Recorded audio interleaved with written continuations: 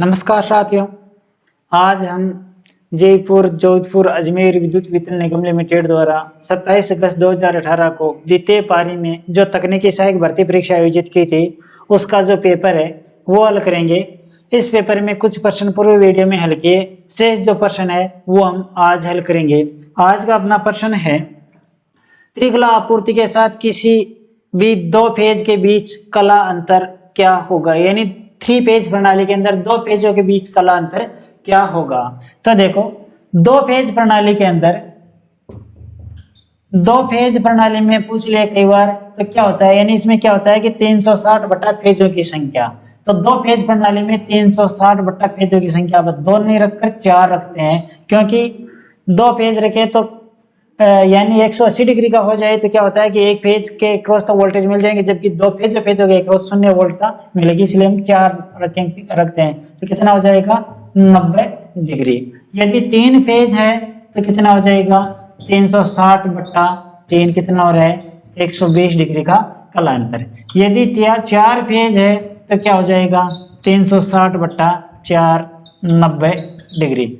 यदि 5 फेज है तो कला अंतर हो जाएगा 360 बट्टा 5 बराबर कितना हो रहा है 72 डिग्री। कई बार पूछ लेते हैं 6 फेज प्रणाली के अंदर दो कलाओं के बीच कला अंतर कितना होगा, तो 360 बट्टा 6 कितना हो रहा है 60 डिग्री। तो 60 डिग्री का कला अंतर हो जाएगा। अब इसमें पूछा है 3 फेज प्रणाली के अंदर दो फेजों के बीच कला अंतर, तो कितना होगा 120 डिग्री। तो राइट आंसर हो जाएगा 120 डिग्री का कला अंतर। किसमें है, सी ऑप्शन में देखो 120 डिग्री। तो राइट आंसर हो गया सी। अगला क्वेश्चन है, एक ट्रांसफार्मर में संरक्षक का कार्य क्या है। यानी ट्रांसफार्मर में कंजर्वेटर यानी संरक्षक या कंजर्वेटर क्या काम करता है।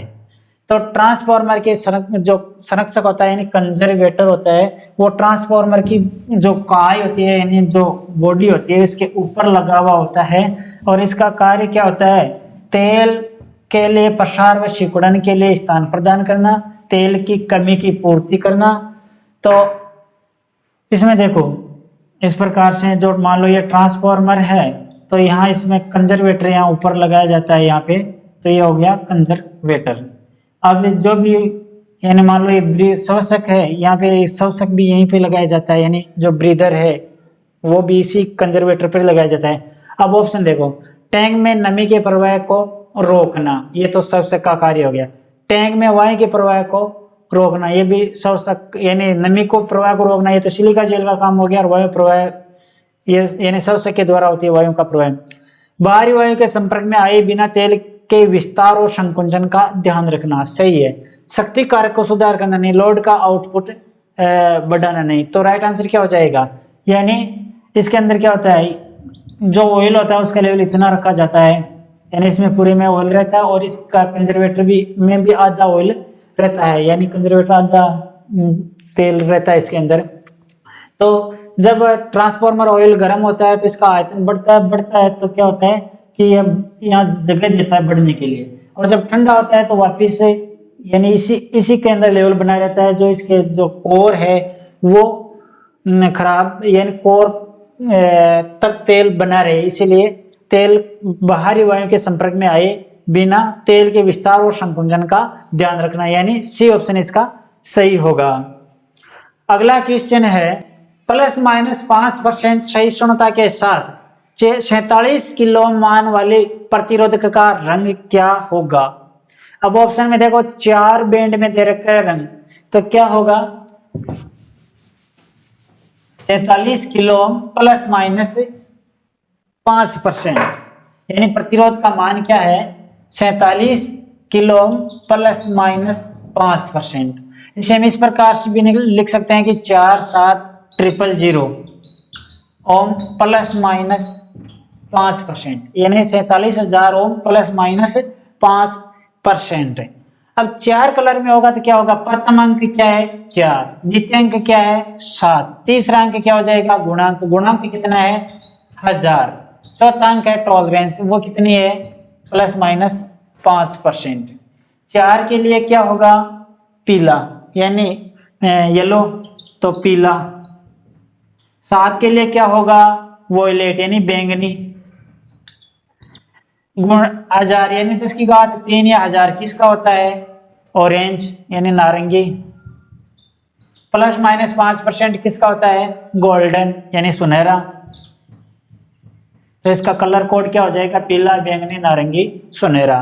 पीला, बैंगनी, नारंगी, सुनहरा। ऑप्शन किस में है? ए में पीला बैंगनी बुरा है? नहीं। बी में देखो पीला, बैंगनी, नारंगी, सुनहरा सही है, तो बी ऑप्शन इसका सही होगा, पीला, बैंगनी, नारंगी, सुनहरा। तो राइट आंसर हो गया बी। अगला क्वेश्चन है, चुंबकीय संपर्क किसके द्वारा संचालित किया जाता है? यानी जो चुंबकीय संपर्क है वो किसके द्वारा संचालित किया जाता है? वो कुंडली के द्वारा संचालित किया जाता है। तो राइट आंसर क्या हो जाएगा? देखो ऑप्शन में क्या है? ए कुंडली, बी योग, सी स्विच के संपर्क, डी आर्मेचर, ए ये एक स्विच। तो राइट आंसर क्या हो जाएगा? कुंडली के द्वारा संचालित किया जाता है। यानी इसमें एक कुंडली लगी होती है, यदि इसको हम डीसी से आपूर्ति से जोड़ते हैं, इन्हें से हम आपूर्ति से जोड़ते हैं तो वो परिपथ को ऑन कर देता है, वे सप्लाई हटाने पर वापस ऑफ कर देता है। तो चुंबकीय संपर्क है वो एक कुंडली के द्वारा संचालित किए जाते हैं। तो ए ऑप्शन इसका सही होगा। अगला क्वेश्चन है, यदि एक 3 फेज वाली मोटर केवल 2 फेज के साथ, जिसे हम सिंगल फेजिंग कह सकते हैं, से चले तो क्या होगा? यानी एक 3 फेज मोटर, त्रिकला मोटर है, यदि इसमें सिंगल फेजिंग हो जाए, इसका से क्या है कि एक कला विफल हो जाए तो वह 2 फेज से चलेगी, तो क्या होगा? अब ऑप्शन देखो, जल जाएगी, कोई लोड नहीं लेगी, रुक जाएगी, 3 गुना गति से चलेगी, दक्षता पूर्वक नहीं चलेगी। तो वास्तव में क्या होता है, यदि सिंगल फेजिंग हो जाए तो कम या सामान्य से कम भार रहता है तो मोटर चलती रहेगी और गर्म भी हो जाएगी और जल भी सकती है। और यदि स्टार्टिंग के समय यदि सिंगल फेजिंग हो जाए तो मोटर अति धारा लेगी, यानी बहुत ज्यादा धारा लेगी और मोटर प्रचालित नहीं होगी। अब इन ऑप्शनों को देखें तो ए ऑप्शन इसमें सही हो रहा है, यानी मोटर जल जाएगी, यानी सिंगल फेजिंग होने पर मोटर जल सकती है। तो राइट आंसर हो गया ए, जल जाएगी। अगला क्वेश्चन है, यदि कुंडली का प्रतिरोध 15 ओम और प्रतिबाधा 25 ओम है तो अपरिवर्तनीय प्रतिक्रिया यानी रिएक्टेंस का मान क्या होगा? एक कुंडली का प्रतिरोध क्या है? आर का मान कितना है? 15 ओम। देखो क्या दे रखा है? आर दे रखा है, यानी किसी कुंडली का प्रतिरोध 15 ओम है और इम्पीडेंस दे रखा है 25 ओम। मान लो ये कोई कुंडली है, इस कुंडली का स्वयं का प्रतिरोध यानी इस कुंडली का आर बराबर है 15 ओम और यहाँ पे जेड बराबर है 25 ओम। तो रिएक्टेंस एक्सएल बराबर क्या होगा ज्ञात करने। तो देखो सूत्र क्या है कि जेड का स्क्वायर बराबर होता है आर का स्क्वायर प्लस एक्सएल का स्क्वायर। यहाँ एक्सएल ज्ञात करना है तो क्या हो जाएगा? एक्सएल का स्क्वायर बराबर हो जाएगा जेड का स्क्वायर माइनस आर का स्क्वायर। इम्पीडेंस कितना है? 25, तो 25 का स्क्वायर माइनस आर कितना है? 15, तो 15 का स्क्वायर। तो क्या हो जाएगा? 25 का स्क्वायर कितना हो रहा है? 625 माइनस 15 का स्क्वायर कितना हो रहा है? 225। ये हो गया एक्सएल का स्क्वायर। तो कितना हो जाएगा? 625 माइनस 225 कितना हो रहा है? 400। तो ये हो जाएगा एक्सएल स्क्वायर बराबर हो जाएगा 400। तो एक्सएल बराबर क्या हो जाएगा? रूट 400। तो रिएक्टेंस का मान कितना हो जाएगा? इसका वर्गमूल निकालो, कितना हो रहा है? 20। तो एक्सएल बराबर कितना हो जाएगा? 20 ओम। तो राइट आंसर क्या हो जाएगा? 20 ओम। किस में है? बी ऑप्शन में देखो, तो बी राइट आंसर हो गया बी, 20 ओम।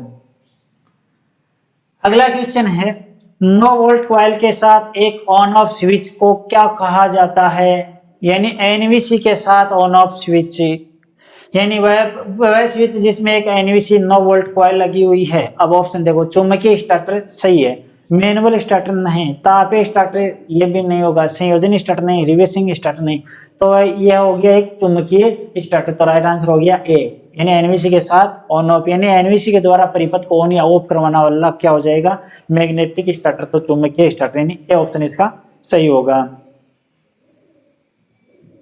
अगला क्वेश्चन है, ऐसी 9 वोल्ट कुंडली के आर्मेचर से लगातार ची ची की आवाज किसको इंगित करती है? यानी ऐसी एनवीसी है, कोई 9 वोल्ट कॉइल है, यानी एनवीसी है, एसी से प्रचलित है, तो उसमें यानी ची ची की आवाज, हमिंग की आवाज आ रही है, ये क्या इंगित करती है? हमिंग की आवाज यानी आवाज है क्यों आती है? यदि इसकी शेडेड रिंग लगी हुई होती है, जो आर्मेचर होता है इसका, यानी जो कोर होती है, मान लो ये इसकी कोर है, ये एनवीसी है, तो यहाँ पे एक रिंग लगी हुई होती है, ये शेडेड रिंग कहलाती है। तो ये शेडेड रिंग में यदि ओपन सर्किट हो जाए तो इसमें हमिंग की आवाज यानी चींची की आवाज आने लग जाती है। तो राइट आंसर क्या हो जाएगा? ऑप्शन देखो, कुंडली में लघु परिपथ होने पर नहीं, कुंडली में खुला परिपथ होने पर नहीं, शेडेड रिंग में खुला परिपथ होने पर सही है। शेडेड रिंग में लघुपथ होता ही नहीं, वो वैसे ही लघुपति होती है। बाहर में खुला परिपथ है, तो राइट आंसर क्या हो जाएगा? यानी जो ये रिंग लगी हुई है शेडेड रिंग, इसमें यदि ओपन सर्किट हो जाए तो ये हमिंग की आवाज आने लग जाती है। तो राइट आंसर हो गया सी, शेडेड रिंग में खुला पत्ते। अगला क्वेश्चन है DOL स्टार्टर यानी प्रारंभक का से क्या हो गया? स्टार्टर। DOL स्टार्टर के माध्यम से प्रारंभ होती 3 HP 3 phase 415 volt 50 hertz squirrel cage प्रेरण मोटर के लिए बैकअप फ्यूज यानी जो पूर्तिकार फ्यूज है उसका मान क्या होगा? यानी 3 HP की मोटर है, 3 HP, और प्रचलित किससे कर रहे हैं? DOL स्टार्टर से, यानी डायरेक्ट ऑनलाइन स्टार्टर से। यदि DOL स्टार्टर से हम प्रचलित करते हैं तो स्टार्टिंग में 5 से 6 गुना धारा लेते हैं, यानी स्टार्टिंग में धारा का मान ज्यादा होता है। और यदि इसे स्टार डेल्टा, इसी में पूछ लेता है कि स्टार डेल्टा से प्रारंभ कर रहे हैं, तो यदि स्टार डेल्टा स्टार्टर से हम प्रारंभ कर रहे हैं तो 3 HP की जो मोटर है वो धारा लेगी 1.5 गुना, यानी 3 HP की मोटर 1.5 गुना, लगभग कितना हो गया? 1.5 का कितना? 4.5, यानी ये 4.5 एम्पेयर धारा लेगी, और 4.5 एम्पेयर का 1.5 गुना हम फ्यूज लगाएंगे, यानी 1.5 गुना, तो कितना हो रहा है? लगभग 6 पॉइंट समथिंग आ रहा है। तो ये तो हो गया स्टार डेल्टा स्टार्टर से, यानी 6 पॉइंट समथिंग आता, तो कितना ऑप्शनों में देखते तो फिर 10 एम्पेयर होता है इसके लिए। तो यदि स्टार डेल्टा स्टार्टर से प्रचलित कर रहे हैं तो 10 एम्पेयर का लगता है। अब इसे DOL स्टार्टर से प्रचलित कर रहे हैं तो इससे ज्यादा होगा, क्योंकि स्टार्टिंग में 5 से 6 गुना धारा लेती है, तो फिर क्या हो जाएगा? 16 एम्पियर। तो राइट आंसर क्या हो जाएगा? इसके लिए हम 16 एम्पियर का फ्यूज लगाएंगे। तो राइट आंसर हो गया डी, 16 एम्पियर। अगला क्वेश्चन है समांतर एसी परिपथ में शक्ति घटक का सूत्र किस द्वारा निर्धारित किया जाता है? समांतर एसी परिपथ में शक्ति गुणांक ज्ञात करने का सूत्र क्या है? देखो, एक तो होता है श्रेणी परिपथ, यानी ऐसी श्रेणी परिपथ, और एक हो गया समांतर परिपथ। दोनों में अलग अलग है। श्रेणी परिपथ में शक्ति गुणांक ज्ञात करने का सूत्र क्या होगा? पहले मैं श्रेणी का बता देता हूं। श्रेणी परिपथ में शक्ति गुणांक cos फाई बराबर होता है R/Z, जबकि समांतर परिपथ में cos फाई यानी शक्ति गुणांक बराबर होता है Z/R। इसको मैंने सिद्ध करके भी एक अलग वीडियो में बता रखा है, यानी श्रेणी RLC परिपथ या समांतर RLC परिपथ, इसमें ऐसी थ्योरी से संबंधित कुछ वीडियो है, इसमें इनकी व्याख्या सिद्ध बता रखा है कि किस प्रकार से आएगा। तो श्रेणी परिपथ में शक्ति गुणांक बराबर होता है R/Z, समांतर परिपथ में शक्ति गुणांक बराबर होता है Z/R। अब इसमें प्रवेशिता विधि से पूछा है तो क्या हो जाएगा? Z के स्थान पर हम क्या कह सकते हैं कि Z बराबर होता है 1/एडमिटेंस यानी प्रवेशिता, और R के स्थान पर हम रख सकते हैं 1/G यानी चालकता। अब इनको यहाँ रख लो तो क्या हो जाएगा? देखो, Z के स्थान पर हम रख सकते हैं 1/Y, तो 1/Y। R के स्थान पर हम रख सकते हैं 1/Y बटावा, R के स्थान पर रख सकते हैं 1/G, तो बट्टे के बट्टे में तो ऊपर आ जाएगा, तो क्या होगा? यानी शक्ति गुणांक बराबर क्या हो जाएगा? 1/Y इंटू G/1, तो क्या हो जाएगा?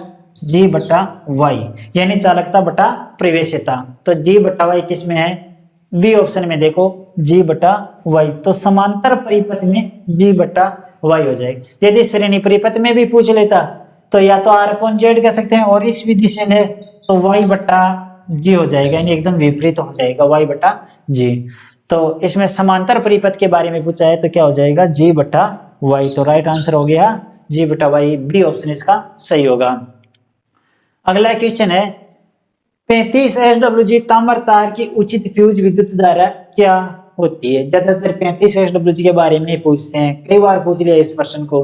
तो 35 SWG का जो फ्यूज है वो 5 एम्पीयर के लिए होता है, यानी 5 एम्पीयर के लिए 35 SWG। बी में दे रखा 8 एम्पीयर, 8 एम्पीयर के लिए होता है 31 SWG का वायर। सी में दे रखा 10 एम्पीयर, 10 एम्पीयर के लिए होता है 29 SWG।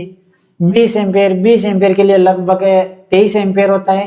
25 एम्पीयर, 25 एम्पीयर के लिए लगभग 22 SWG का चालक काम में लिया जाता है। तो राइट आंसर इसमें 35 SWG के तार की फ्यूजिंग धारा पूछिए तो लगभग 5 एम्पीयर होती है। तो राइट आंसर क्या हो गया? A option 5 ampere. अगला क्वेश्चन है 2 किलोमीटर लंबे व 5 वर्ग mm कट्टा क्षेत्रफल वाले ताम्र तार का प्रतिरोध क्या होगा यदि इसकी प्रतिरोधकता यानी विशिष्ट प्रतिरोध 1.7 × 10⁻⁻6 ओम सेमी है, यानी इसका प्रतिरोध क्या होगा? ये प्रतिरोध नियम से पूछा है कि किसी चालक का प्रतिरोध लंबाई के समानुपाती होता है, कट्टा क्षेत्रफल के विलोमानुपाती होता है और इसकी किस्म पर भी निर्भर करता है। तो देखो किसी चालक का प्रतिरोध क्या होगा यदि इसकी लंबाई L बराबर है 2 किलोमीटर, यानी 2 किलोमीटर, या इसे हम कह सकते हैं 2000 मीटर, 2000 मीटर। या अब देखो जो विशिष्ट प्रतिरोध ओम सेमी में दे रखा है, तो या तो इन सभी को सेमी में बदल लो या इस जो विशिष्ट प्रतिरोध है इसको मीटर में बदलना पड़ेगा, कट्टा क्षेत्रफल को भी वर्ग मीटर में बदलना पड़ेगा। तो हम इसे सेमी में बदल लेते हैं। तो 2000 मीटर या 1 मीटर बराबर 100 सेमी, तो कितना हो गया? 2 0 और 3 0, यानी 2 के आगे 5 0, ये हो गया सेमी। तो ये तो होगी इसकी लंबाई, लंबाई कितनी हो गई? 2 लाख सेमी हो गई। 5 वर्ग mm कट्टा क्षेत्रफल बराबर है 5 mm स्क्वायर। अब इसको भी सेमी में बदलना पड़ेगा, वर्ग mm को वर्ग सेमी में बदलना है तो 100 का भाग लगा दो, तो क्या हो जाएगा? या तो 0.05 सेमी स्क्वायर कह सकते हैं, और या इसे हम इस प्रकार भी कह सकते हैं कि 5 × 10⁻⁻2 सेमी स्क्वायर। तो कट्टा क्षेत्रफल क्या हो गया? 5 × 10⁻⁻2 सेमी स्क्वायर। विशिष्ट प्रतिरोध रो बराबर क्या है? विशिष्ट प्रतिरोध का मान क्या दे रखा है? 1.72, 1.7 × 10⁻⁻6 ओम सेमी, ये दे रखा है विशिष्ट प्रतिरोध। तो अब इसका R क्या होगा? तो R बराबर क्या होगा? सूत्र क्या है? प्रतिरोध नियम के अनुसार R बराबर L × रो बटा एरिया। L का मान क्या दे रखा है? 325। रो का मान क्या दे रखा है? 1.7 × 10⁻⁻6 बटा एरिया, कट्टा क्षेत्रफल क्या दे रखा है?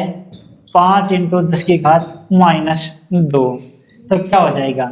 10⁻⁻2 से ये कटेगा तो कितना आएगा? -4 रहेगा यहाँ पे, और -4 को इससे काटेंगे तो ये 4 0 हट जाएगा, 2 और 2 4, तो क्या हो गया? 20 × 1.7 बटा 5।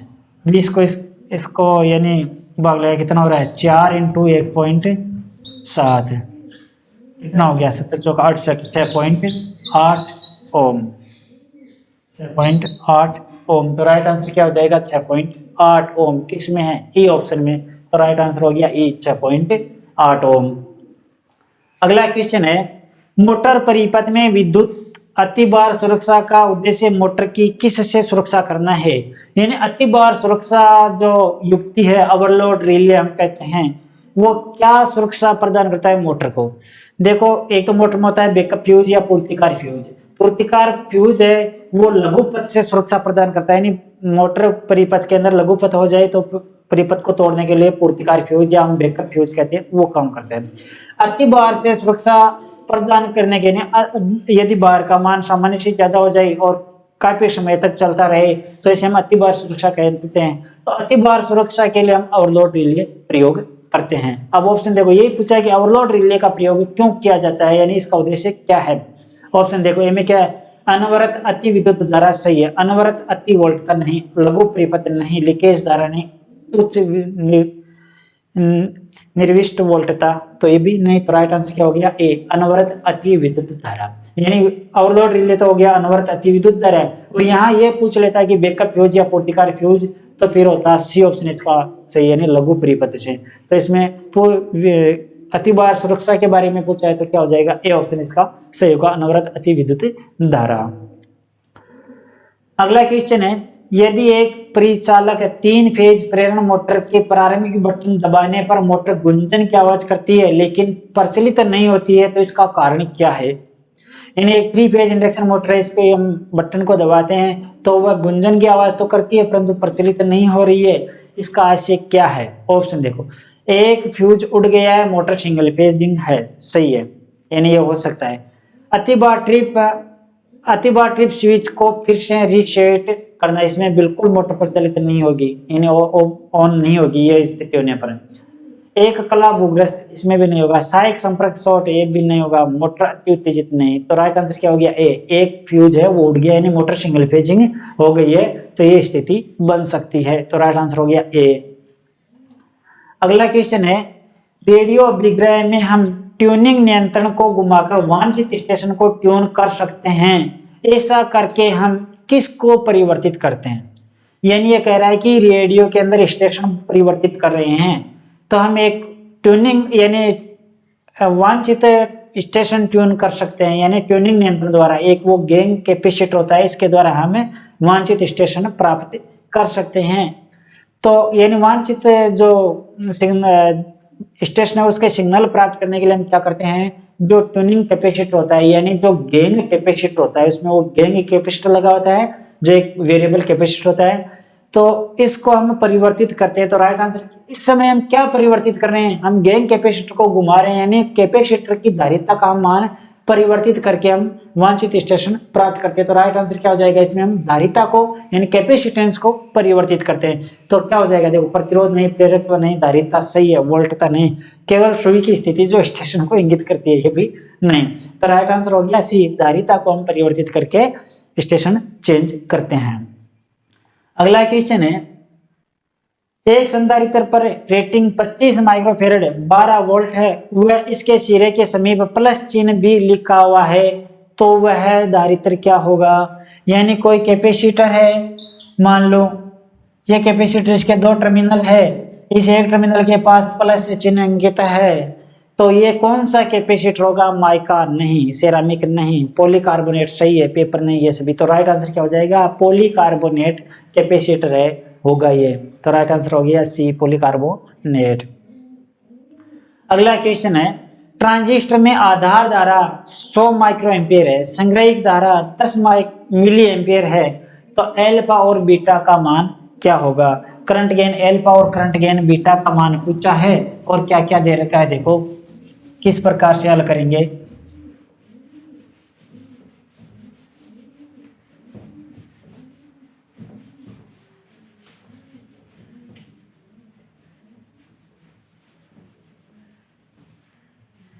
क्या दे रखा है कि ट्रांजिस्टर के आधार धारा यानी आधार धारा IB बेस करंट बराबर क्या दे रखी है, 100 माइक्रो एम्पियर, 100 माइक्रो एम्पियर, तथा संग्रहित धारा यानी कलेक्टर धारा IC बराबर क्या दे रखा है, 10 मिली एम्पियर, 10 मिली एम्पियर। अब या तो इसको मिली एम्पियर में बदल लो या इसको माइक्रो एम्पियर में, दोनों, क्योंकि इनका एक होना चाहिए दो मात्रक वो। तो ये है माइक्रो एम्पियर में, इसे हम मिली में बदल लेते हैं, तो 1000 का भाग लगाएंगे तो कितना हो जाएगा, 0.1 मिली एम्पियर।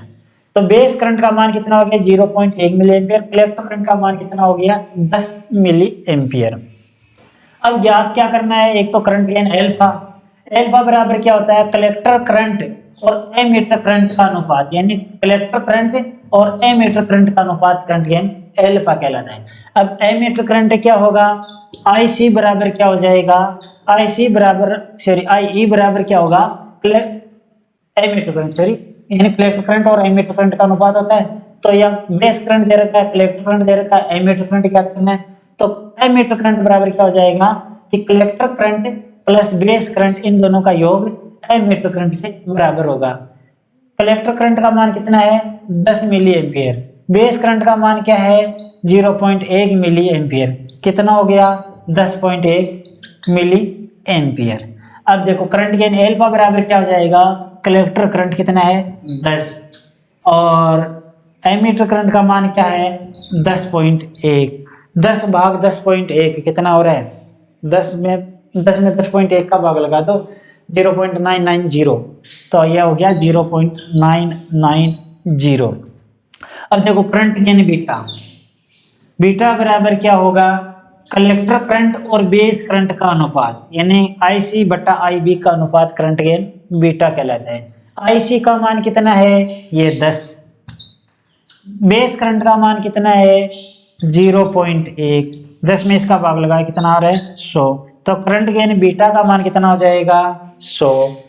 तो राइट आंसर क्या हो जाएगा, यानी करंट गेन एल्फा हो गया 0.990 और बीटा बराबर हो गया 100। किस में है देखो बी ऑप्शन में देखो, यानी क्रम से दे रखा है पहले जो एल्फा है बाद में बीटा, तो एल्फा का मान कितना होगा 0.990 और बीटा बराबर हो गया 100, यानी बी ऑप्शन इसका सही होगा, तो राइट आंसर हो गया बी। अगला क्वेश्चन है बैकअप फ्यूज किसके विरुद्ध सुरक्षा प्रदान करता है। देखो ये आ गया बैकअप फ्यूज का, पहले आया था वो अतिभार जो रिले है उसके बारे में पूछा था और अब आ गया ये बैकअप फ्यूज के बारे में। तो बैकअप फ्यूज तो क्या करता है लघुपथ से सुरक्षा, यानी मोटर परिपथ में यदि लघुपथ हो जाए तो बैकअप फ्यूज सुरक्षा प्रदान करता है, और यदि अति भार हो जाए तो ओवरलोड रिले सुरक्षा प्रदान करता है। तो इसमें बैकअप फ्यूज का पूछा है तो किससे सुरक्षा प्रदान करता है लघु परिपथ से। तो ऑप्शन देखो खुला परिपथ नहीं, भार में परिवर्तन नहीं, उच्च वोल्टता नहीं, लघु परिपथ सही है, कम वोल्टता नहीं, तो इसका डी ऑप्शन सही होगा लघु परिपथ है। अगला क्वेश्चन है एक 3 फेज प्रेरण मोटर अधिकतम निर्धारित बलागुण विकसित करने वाले एक भार पर प्रचलित हो रही है, क्या होगा जब मोटर के प्रचलन के दौरान मुख्य आपूर्ति का एक कला बाधित हो जाए। यानी क्या कह रहा है कि 3 फेज मोटर अधिकतम निर्धारित बलागुण विकसित करने वाले एक भार को प्रचलित हो रही है, यानी मोटर चल रही है। यह प्रश्न इससे संबंधित पहले भी आ गया था, इसमें भी मैंने बताया था कि क्या होगा यदि मोटर में एक लाइन दोष हो जाए, तो उस समय वो इस कंडीशन नहीं दे रही थी कि किस कंडीशन में है। अब इसमें कंडीशन दे दी कि मोटर चल रही है और इस अवस्था में एक फेज विच्छेदित हो जाए, यानी आपूर्ति विच्छेदित हो जाए, यानी एक लाइन दोष हो जाए, तो क्या होगा। ऑप्शन देखो मोटर तत्काल रुक जाएगी। अब मोटर प्रचलित हो रही है सामान्य भार पर निर्धारित बलागुण पर, तो मोटर रुकेगी तो नहीं, मोटर कुछ सेकंड बाद रुकेगी ये भी नहीं होगा, मोटर चलती रहेगी लेकिन अधिक धारा लेगी, सही है मोटर चलती रहेगी क्योंकि निर्धारित बलागुण है, सामान्य टॉर्क है, सामान्य भार है, तो मोटर चलती रहेगी लेकिन अधिक धारा ज्यादा लेगी, और यदि इसे हम ज्यादा देर तक चलाएंगे तो मोटर जल भी सकती है। आगे क्या है मोटर चलती रहेगी वह धारा परिवर्तित नहीं होगी, क्यों धारा तो परिवर्तित होगी, धारा बढ़ जाएगी। मोटर तेजी से प्रचलित होगी ये भी नहीं होगा, तो राइट आंसर क्या हो गया सी, मोटर चलती रहेगी लेकिन अति धारा लेगी, यानी सी ऑप्शन इसका सही होगा। अगला क्वेश्चन है पावर कंट्रोल सर्किट में SCR यानी सिलिकॉन कंट्रोल रेक्टिफायर क्यों प्रयोग किया जाता है। यानी जो पावर कंट्रोल सर्किट होता है इसको SCR के द्वारा क्यों कंट्रोल किया जाता है, यानी सिलिकॉन कंट्रोल रेक्टिफायर द्वारा क्यों किया जाता है। ऑप्शन देखो यह एक सेमीकंडक्टर डिवाइस है, इसमें 3 जंक्शन होते हैं, एक छोटे गेट करंट द्वारा भारी धारा को स्विचिंग को नियंत्रित कर सकता है, सही है, एक कम विद्युत खर्च करता है, इसका आकार छोटा होता है। यानी वास्तव में क्या होता है SCR के अंदर कि गेट के ट्रिगर द्वारा हम भारी धारा को नियंत्रित कर सकते हैं, तो एक छोटे गेट करंट यानी कम मान की गेट करंट के द्वारा हम भारी धारा को भी ऑन ऑफ यानी स्विचिंग करके नियंत्रित कर सकते हैं, तो राइट आंसर हो गया सी। अगला क्वेश्चन है क्रोड बार प्रोटेक्शन यूनिट का प्रयोग किस में किया जाता है, यानी कोर लगी हुई प्रोटेक्शन यूनिट इनमें से किस में प्रयोग की जाती है। ऑप्शन देखो ज्यादा वोल्ट को रोकने के लिए नहीं, संघटक में तापीय प्रभाव को रोकने के लिए नहीं, अति भार के विरुद्ध लोड की रक्षा करने के लिए हैं, यानी यह क्या कर रहा है कि ओवरलोड रिले में प्रयोग करते हैं, सही है ओवरलोड रिले में, यानी मैग्नेटिक ओवरलोड रिले में क्रोड बार प्रोटेक्शन यूनिट ही होती है, यानी कोर लगी हुई है कुंडली लगी हुई है और वो हो गया कोर बार प्रोटेक्शन यूनिट। डी में क्या दे रखा है शॉर्ट सर्किट धारा का प्रवाह रोकना नहीं है, अर्धचालक को अत्यधिक गर्म होने से रोकना ये भी नहीं, तो राइट आंसर हो गया सी, अति भार के विरुद्ध लोड की रक्षा करना। अगला क्वेश्चन है ट्रांजिस्टर के अंकन में पहला अक्षर इसकी क्या दर्शाता है और दूसरा अक्षर क्या दर्शाता है।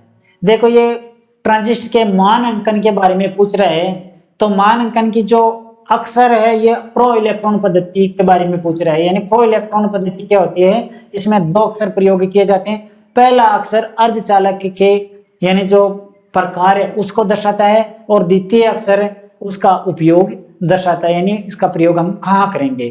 प्रथम अक्षर में क्या होता है, ए बी सी और डी होता है। ए जर्मेनियम के लिए प्रयोग करते हैं, बी सिलिकॉन के लिए प्रयोग करते हैं, सी गैलियम आर्सेनाइड के लिए प्रयोग करते हैं, और सॉरी ए बी सी और आर होता है, और आर होता है कैडमियम सल्फाइड के लिए। यानी ए जर्मेनियम, बी सिलिकॉन, सी गैलियम आर्सेनाइड और आर होता है कैडमियम सल्फाइड। ये प्रथम अक्षर के लिए काम में लेते हैं।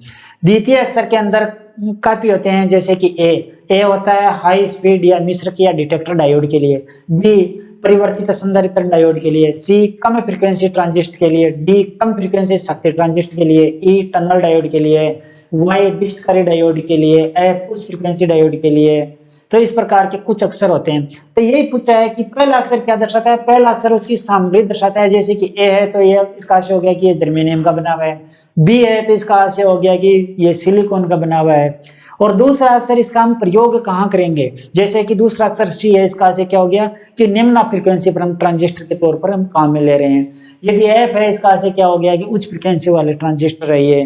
तो इस प्रकार से तो जैसे कि एक उदाहरण मान लेते हैं, मान लो कि ट्रांजिस्टर है कोई BC 547, बी का आशय क्या हो गया कि ये किसका बना हुआ है, सिलिकॉन का। सी का आशय क्या हो गया कि ये निम्न फ्रीक्वेंसी ट्रांजिस्टर है, तो बी और सी 547 का अंक हो गया। तो इस प्रकार से पहला अक्षर हो गया सामग्री, दूसरा अक्षर हो गया इसका प्रयोग।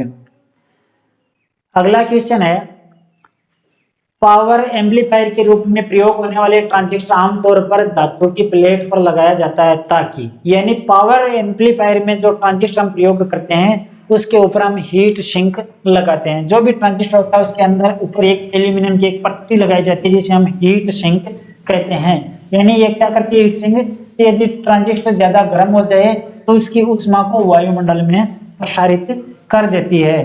तो ये क्या कह रहे हैं कि पावर एम्पलीफायर के रूप में प्रयोग होने वाले ट्रांजिस्टर आमतौर पर धातु की प्लेट पर लगाया जाता है ताकि ये क्या करें, उनकी चालकता में सुधार किया जाता है नहीं, तो उनकी अतिरिक्त सपोर्ट दिया जा सकता है नहीं, इनकी धारिता बढ़ाई जा सकती है नहीं, काम के दौरान उत्पन्न हुई अत्यधिक ऊष्मा को रेडिएट किया जा सके सही है, उसका प्रदर्शन सुधारा जा सके नहीं।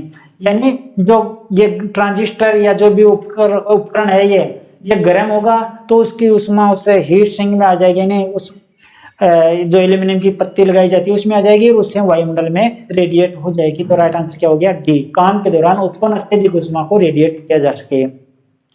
अगला क्वेश्चन है, डायोड के कार्य की तुलना किस से की जा सकती है, यानी डायोड के कार्य की तुलना इनमें से किस से की जा सकती है। फ्यूज, रिले, क्वाइल, स्विच, प्रतिरोध स्विच से की जा सकती है। यानी एक तरफ तो यानी फॉरवर्ड बायसिंग और एक बार यानी फॉरवर्ड बायसिंग का से ऑन स्विच की बात थी और रिवर्स यानी विपरीत अभिनति का से ऑफ स्विच की बात थी, तो इसकी हम तुलना स्विच से कर सकते हैं। तो राइट आंसर हो गया डी। अगला क्वेश्चन है, डायोड BY127 में बी का से और वाई का से क्या है, यानी BY127 ये ऊपर वाला जो प्रश्न आया था अभी मैंने वो कोडिंग अंकन के बारे में बताया था, प्रो इलेक्ट्रॉन पद्धति, इससे संबंधित ही है। बी का से क्या हो गया कि यह किस प्रकार की सामग्री से बना हुआ है, यानी ए का से जर्मेनियम, बी का से क्या हो गया सिलिकॉन। तो बी है तो इसका से क्या हो गया ये सिलिकॉन का बना हुआ है। और वाई है, वाई का से होता है जेनर डायोड, वाई का से होता है डिस्टकारी डायोड, और जेड का से होता है जेनर डायोड, यानी जेड होता है तो जेनर डायोड, वाई है तो डिस्टकारी डायोड। तो वाई है तो इसका आशय क्या हो गया कि डिस्टकारी यानी रेक्टिफायर डायोड है ये। तो बी का आशय तो हो गया सिलिकॉन का बना हुआ है और वाई का आशय हो गया कि ये रेक्टिफायर डायोड है। तो राइट आंसर क्या हो जाएगा, देखो ए में क्या है सिलिकॉन और सिग्नल नहीं, बी में क्या है सिलिकॉन और रेक्टिफायर, यानी सिलिकॉन का बना हुआ रेक्टिफायर है, सही है, यानी बी ऑप्शन सही होगा। सी में क्या है जर्मेनियम सिलिकॉन सिग्नल डिटेक्ट नहीं, डी में जर्मेनियम रेक्टिफायर। अब यदि ए वाई होता तो इसमें बी ऑप्शन सही होता क्योंकि ए का से जर्मेनियम और वाई का से रेक्टिफायर। तो ए वाई होता, ए वाई 127 मान लो तो होता डी ऑप्शन सही, और बी वाई 127 है तो बी ऑप्शन सही होगा कि सिलिकॉन का रेक्टिफायर है ये, तो बी ऑप्शन इसका सही होगा। तो ये कुछ प्रश्न थे, शेष जो प्रश्न है वो नेक्स्ट वीडियो में रहेगा। ठीक है साथियों।